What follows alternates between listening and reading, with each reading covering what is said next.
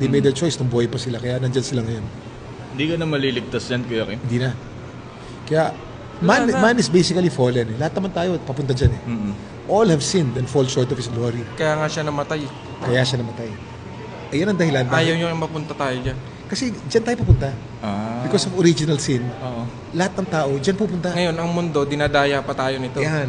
Akala meron pa tayong ligtas. Kaya nga sabi, ikalat ang salita. Tama. Para maligtas lahat. Kaya namatay si Kristo sa krus para hindi tayo mapunta dyan. Sinakripisyo niya yung buhay niya para hindi tayo mapunta dyan. Pag gagawin lang natin, tatanggapin lang natin eh. Yun lang. Pag tinanggap mo, magre-repent ka sa kasalanan mo. Natural ka magre-repent pag tinanggap mo eh. Teka muna, hindi ba mukhang pinopromote natin religion natin dito? Hindi, pinag-uusapan lang o natin. O talagang katotohanan to? Tawag dyan hindi religion. Ang tawag dyan relationship. Kunyari, mahal na mahal mo yung misis mo. Mahal na mahal mo siya. Gusto mong pinag-uusapan palagi yung mahal mo. Ang religion kasi, mga seremonyas, mga dapat mong gawin para mapalapit ka sa Diyos. Hindi yun. Ito relationship to eh. Dahil mahal natin si Kristo, gusto natin pinag-uusapan. Hindi natin pinopromote. Kung gusto niyong sumama, okay din.